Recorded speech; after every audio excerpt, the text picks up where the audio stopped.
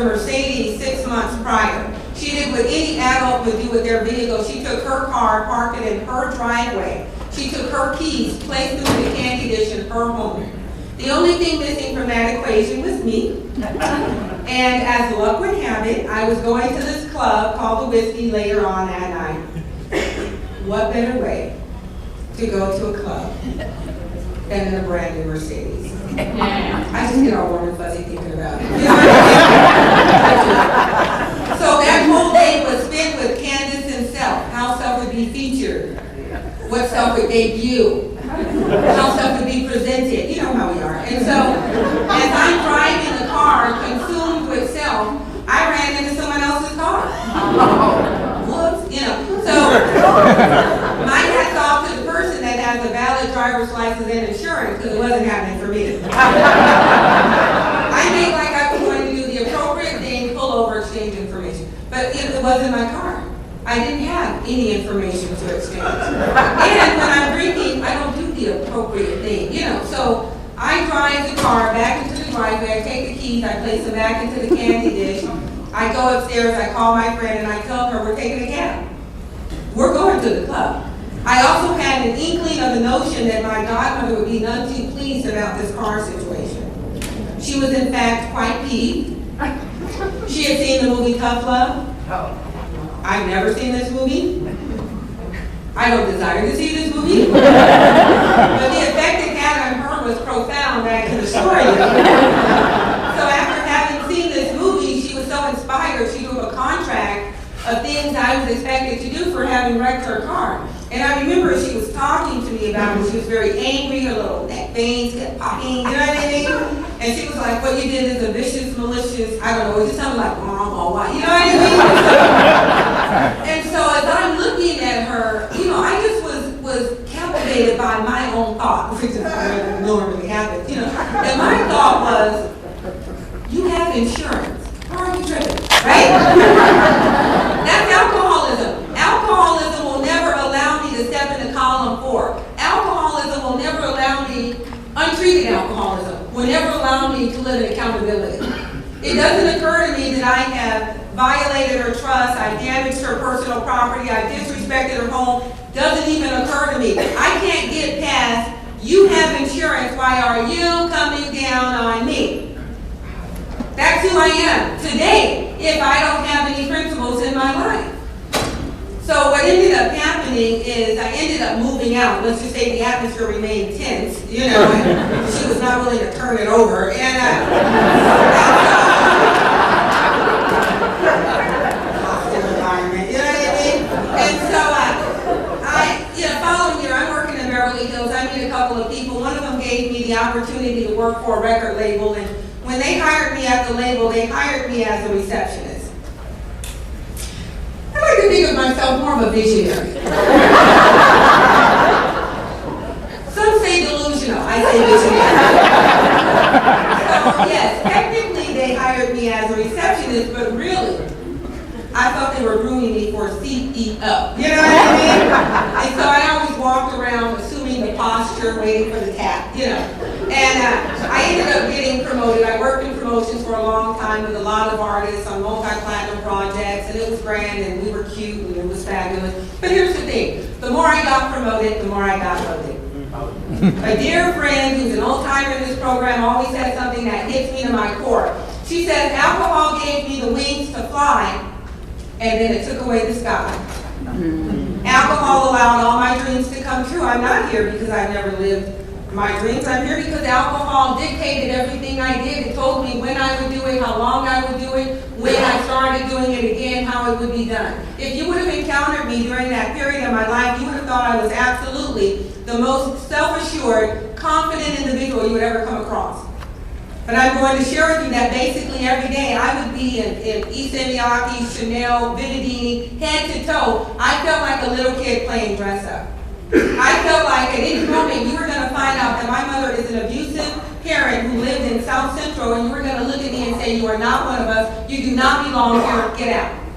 That is alcoholism. Alcoholism centers in fear, lack, limitation. You're not going to make the grade. They're not going to want you. The rug's going to be pulled out from underneath you any moment. I am so grateful to the members members of Alcoholics Anonymous that have come here that have taught me to take contrary action.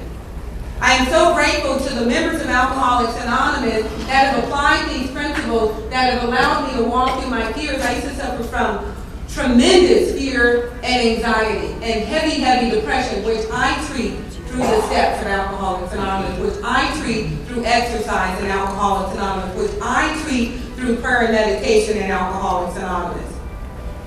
Because I believe there are different forms of bondage. I am grateful to the members that taught me how to walk through these things.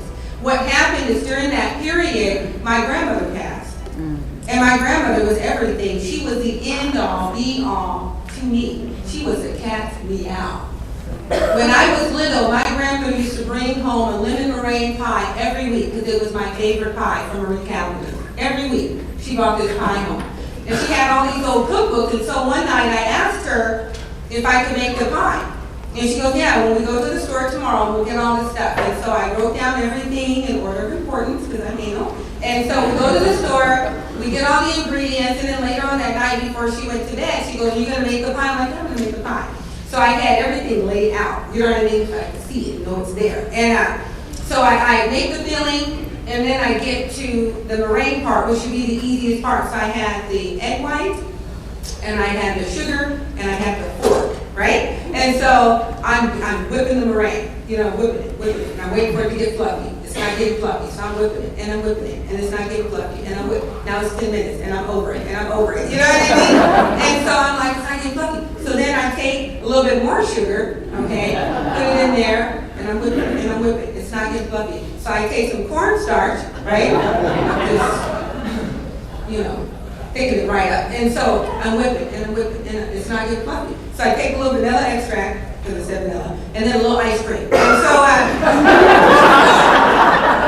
vanilla. And so, you know, I'm whipping. And anyway, by the time I got done with it, it was meringue-ish. And so so like the whole pie thing really traumatized me is what happened, because it was just, And so I put it in the refrigerator to forget about it, I didn't want to do it. So the next day we're hanging out, middle of the afternoon, and she asked me, she said, did you ever make the pie? Now here's the funny thing. The funny thing is that she'd been in the refrigerator like 5 or 6 times, but she didn't recognize it. And so I said, yeah, I made the pie, but it didn't come out good. And she said, that's okay, give me a slice. I said, no. I love my grandmother. I'm not going to give her this pie. You know what I mean? I'm not going to eat this pie. And so she said, no, give me a slice. And so I thought she was going to do the grandmother thing, you know, take a slice, take a bite and say, it'll be better next time. And what she did is she ate the entire slice. And what that is unconditional love. And then she said, it'll be better next time. You know, but I share that because that's the type of love that fills you up every space in your being, in your spirit. I've only had that type of love twice in my life, with her and when I came to you. It's that type of love. And so when I found out my grandmother passed, to be honest, I don't recall having any emotions connected to that moment. I was never present in the moment. I was always so preoccupied with getting loaded, staying loaded, how you were going to piece up to get me loaded, that I was just never aware of what was going on around me. But I remember going home looking at my stuff. And I'm not sure if it was a week to a month or a week to 2 months. I just know that my stuff was no longer enough. And that was a frightening place for this alcoholic, because at that time in my life, my stuff defined my place in society. It was very important, the label I worked for, the artist I represented, the title I held, where I lived, who I knew. My friendships were not based on shared goals and common ambition. They were based on you're cute, I'm cute, we need to hang out. No depth and weight needed, don't even bring it up.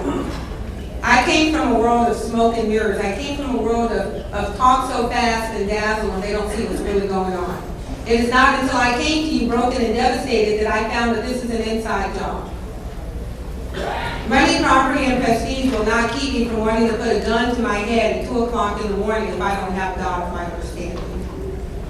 It doesn't matter how cute my partner is, it doesn't matter where I work, it doesn't matter. It won't fill me up from the inside out.